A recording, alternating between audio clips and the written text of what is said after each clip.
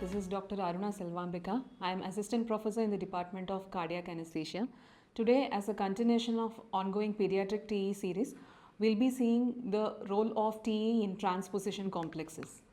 So, what is transposition complexes? It is a broad term. It includes D-type TGA, congenitally corrected TGA, which is also called L-type TGA, and also ventricular inversion. So, what is D-type TGA? We all know that there will be atrioventricular concordance and ventriculo-arterial discordance. So, from RA to RV, and then from RV arises the aorta. Similarly, from LA to LV, from LV arises the pulmonary trunk. So, this is D-type TGA. And the other type is congenitally corrected TGA, where there is a atrioventricular and ventriculo-arterial discordance. So, basically it is a physiologically corrected state, and this patient also needs sometimes like surgery where you have physiological correction or anatomical correction or PA banding depending upon the conditions. And there is a rare variant which is ventricular inversion. Here there will be inversion of the ventricles. Aorta arises from the left ventricle and pulmonary trunk arises from the right ventricle, but still both the ventricles will be inverted so that the RA inflow will go into the LV and the inflow from LV will go into the RV. So, what is the role of TE in transposition complexes? We can use it in preoperative and postoperative conditions.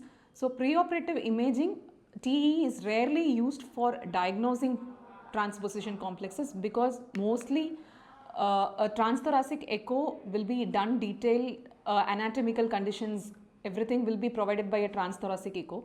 So, mostly TE will not be needed for diagnosing these conditions, but we can do a TE preoperatively before incision to assess and confirm the transthoracic findings. And if at all any anatomical details are missed in transthoracic echo, it can be made out in transesophageal echo.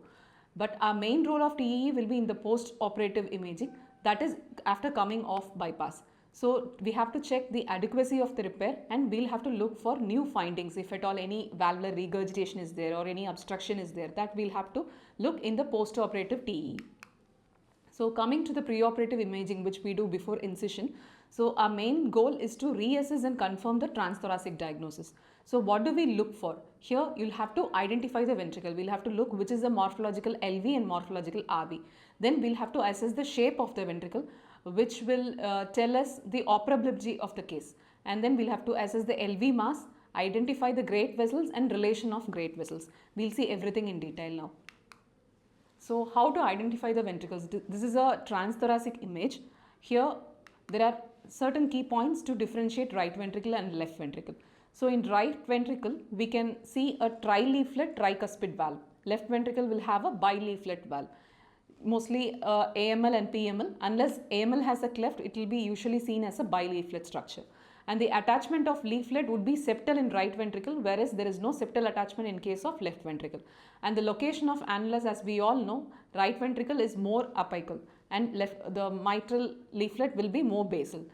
And apex is more prominent in right ventricle, whereas prominent trabeculations will not be seen in left ventricle.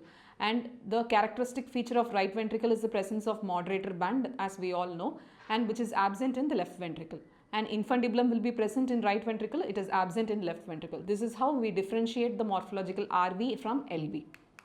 Next, we have to identify the shape of the ventricle. This is best seen in transgastric short axis view in TE. So, here we can see there are three types.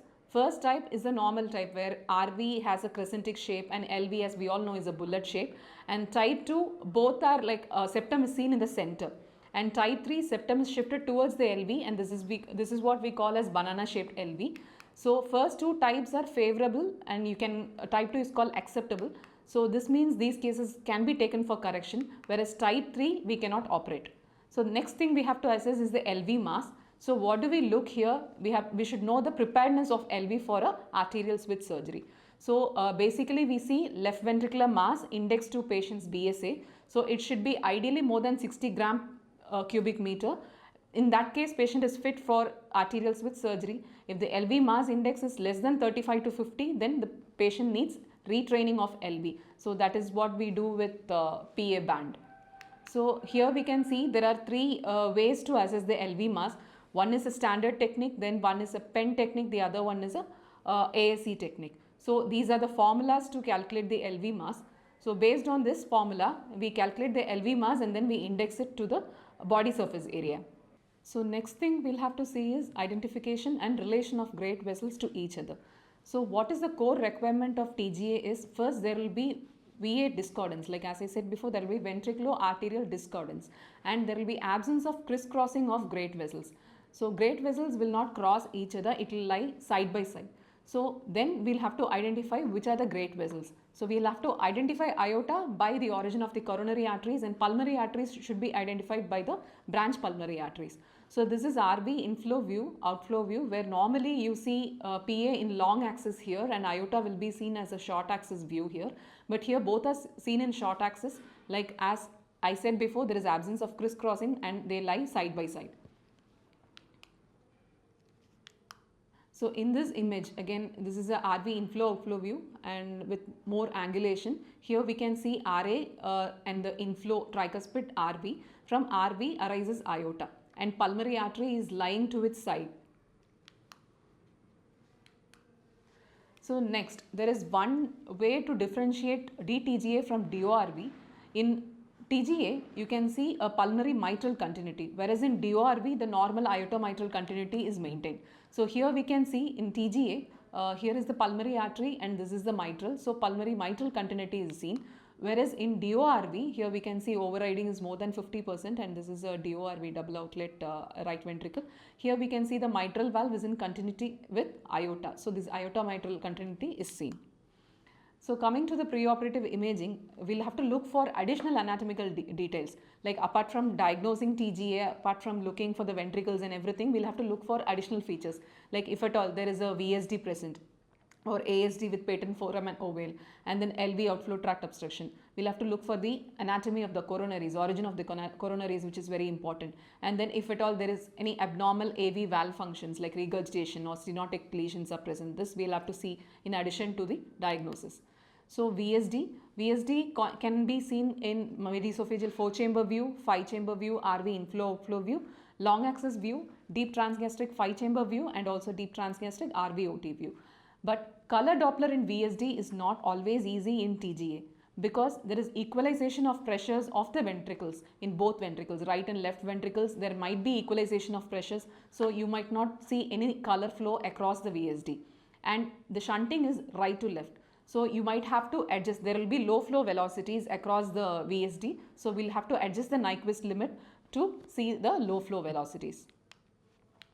And these are some images of VSD. So here we can see a VSD in mid-esophageal 4-chamber view, and there is an additional ASD also.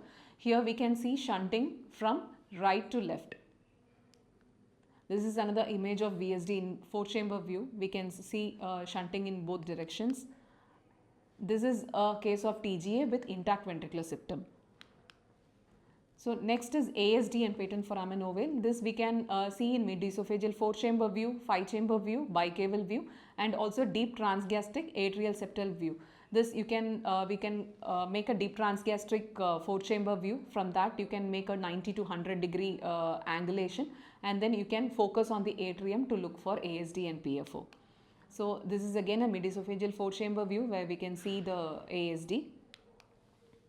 And then next another anomaly that what we have to look for is LV outflow tract obstruction. So LVOT, we all know it is best seen in mid-esophageal 5-chamber view, long axis view, aortic long axis view.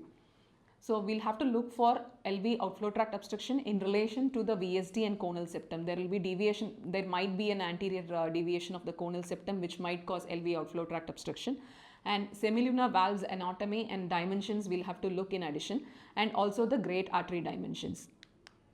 So in this mid-esophageal aortic long axis view, here we can see LV to PA. Here there is a LV outflow tract obstruction, there is a narrowing, and this is in color. You can see a turbulent flow at the LV outflow tract.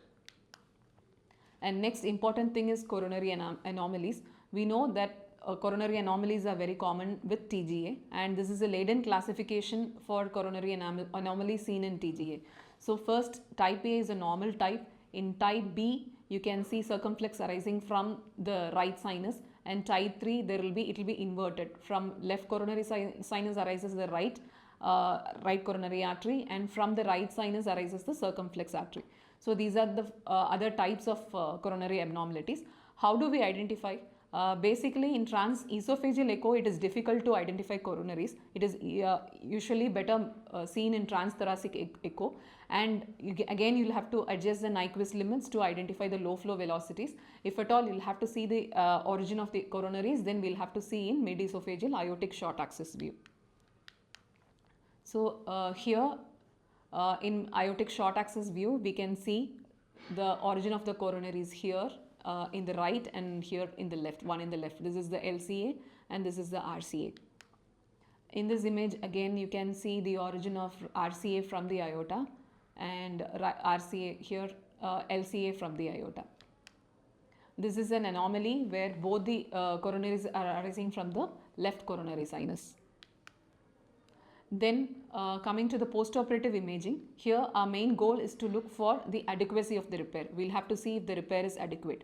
So what and all we'll have to look for is, first we'll have to see residual VSDs. Usually TGA patients will be associated with VSD, and so VSD will be closed by a patch, so we'll have to look for residual VSD. Then we all know coronaries will be reimplanted with an island, so we'll have to look for any abnormalities related to coronary reimplantation. Then look for ventricular function, supravalvular pulmonary stenosis and supravalvular neo-aortic obstruction. So coming to residual VSD, here as we all know, residual VSD usually less than 3 millimeters will be insignificant. So we'll have to assess the hemodynamics, and then if hemodynamics are stable, we can leave it. We can assess after protomin. If it is more than 4 millimeter, mostly we'll have to correct it. The other type is intramural VSD, which is there will be a shunting from the VSD patch through the RV trabeculations. So this is very difficult to identify in TE. Only clue would be turbulence around that VSD, residual VSD. So here in this case, you'll have to take other guidance, like you'll have to assess the QP, QS, and you can assess the RV pressure and then decide on going on pump and correcting intramural VSD. So in this image, we can see there is a VSD patch lying over here and there is a residual VSD. So here this the defect looks little larger, so we might have to go on pump and redo it. So next important thing is coronary reimplantation. So coronaries we'll have to see by both 2D, and we'll have to put a spectral Doppler and assess the coronary flow. So we'll have to look for the presence of retrograde flow where the prognosis will be poor. And after the surgery, like mostly the PA will be placed more anteriorly. So there are chances where the coronaries might get compressed by PA. Mostly LPA will compress the coronaries. So we'll have to look for compression and mechanical obstruction and kinking. So LMCA will have to look for the VTI. So if VTI is more than 0.14, then it means that LMCA needs revision of the graft. And then peak systolic velocity, if it is more than 0.6 meter per second, then again it means that it needs revision. And in any coronaries, if the Doppler velocity is more than 1 meter per second, it means there is some kind of mechanical obstruction or kinking that we'll have to look again. So in this image, you can see this is post surgery. The flow in RCA is laminar, whereas the flow in LCA is turbulent. Here again, this is the continuous wave Doppler, where you can see flow in the right coronary artery. This is the continuation of the previous image. So here you can see the flow velocity is not high. It's like 0.4 meter per second, and you can see there is a antegrade flow during the diastole into the coronaries, and the flow returns to the baseline. Whereas in this image, this is the same patient's flow in the LCA, where we had seen turbulence in the previous image. Here you can see the flow velocity is very high. It is like almost 0.24, and it is not returning to the baseline. This means there is some kind of mechanical obstruction or kinking. So the graft needs some, LMCA needs some kind of revision. So next we'll have to look for the ventricular function. So we'll have to look for the LV function globally and also regional wall motion abnormalities. So globally, LV can be down because of so many reasons. First thing is because of long cross clamp time. Like if the surgery goes for a long time, long CPB time, then you can have a ischemia because of that. And then there can be myocardial edema because of handling. And if the patients are a little older with intact ventricular septum and their LV is deconditioned, that patients can also present with global LV dysfunction. But the first two conditions, if it is because of long cross clamp time or if it is because of myocardial edema, it will usually improve with time. But if there is regional wall motion abnormality, then we'll have to look for abnormalities or any problem with the coronary reimplantation.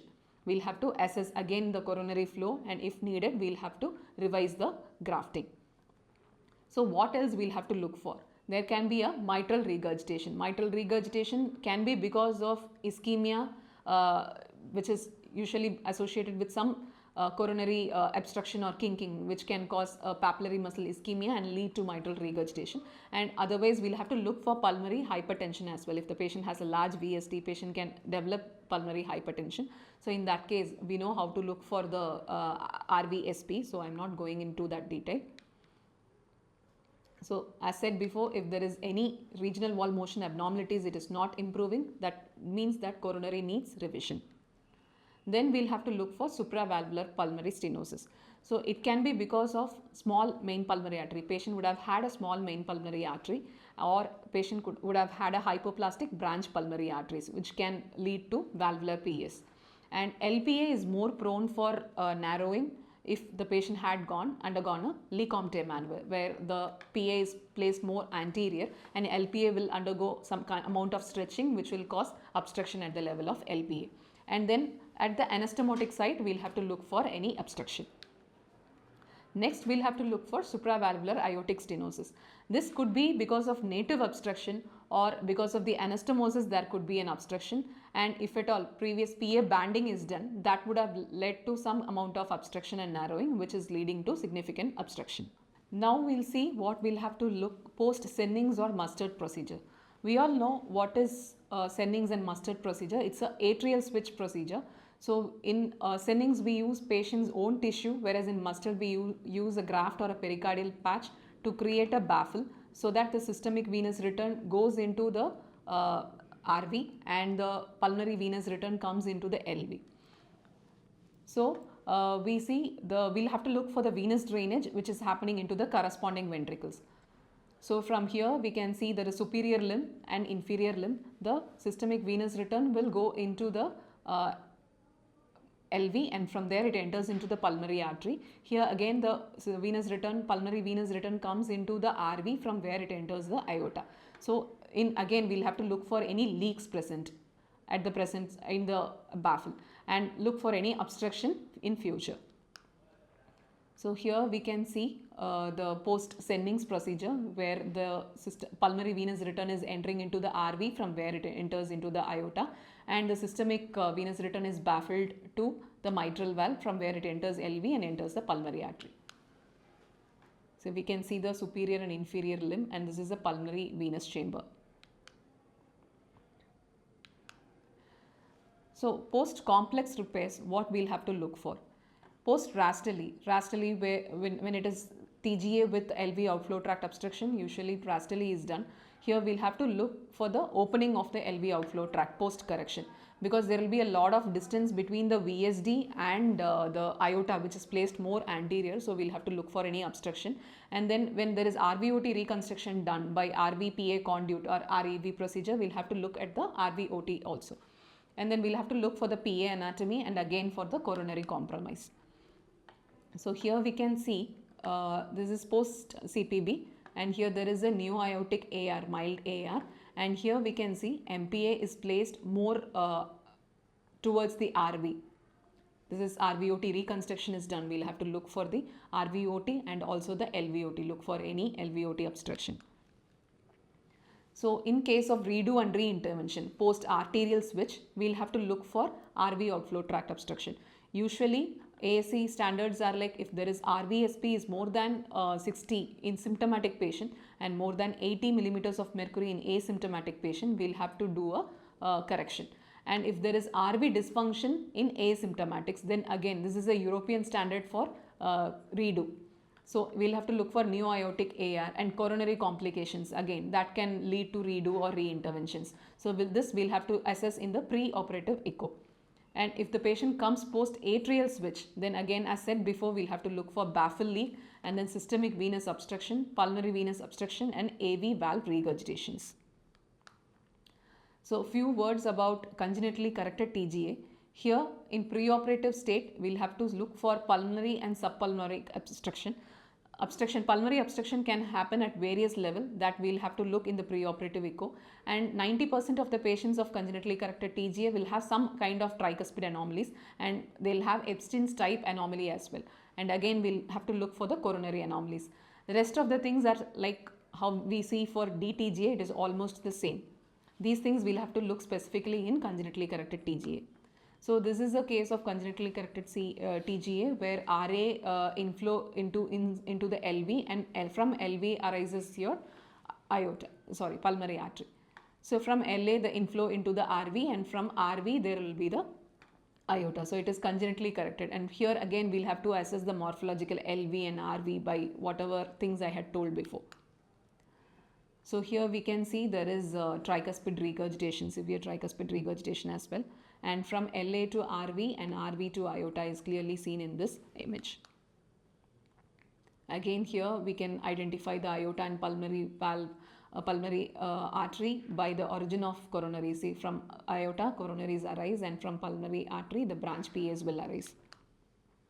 So post-operatively, what we'll have to look in congenitally corrected TGA is, if at all patient has undergone a physiological repair, again we'll have to look for adequacy of repair. Like mostly in physiological repair, we don't change the RAP, we don't switch the atrium or the arteries, great arteries. If at all patient has ASD, then we close the ASD. If there is any LV outflow tract obstruction, then we just correct that. So we'll have to look for the adequacy of the repair. Some patients in late, they'll undergo PA banding to retrain the LV. In that case, if patient is undergoing PA banding, then we'll have to look for the Doppler gradient across the PA band, and then we can do a direct measurement to look for the pressures, and we'll have to look at the position of the interventricular septum. Ideally, the interventricular septum should be at the center, or it should be neutral. If it is towards the LV, that means LV is getting strained, then you will have to loosen the band. Some patients will undergo double switch. In that case, again, you'll have to look for the adequacy of the repair. Here we can see this is a case post PA band. So you are looking for the gradient across the PA band, and you can see this is the band, and here you can see a turbulent flow across the PA band, and this is the Doppler gradient across the PA band. Thank you.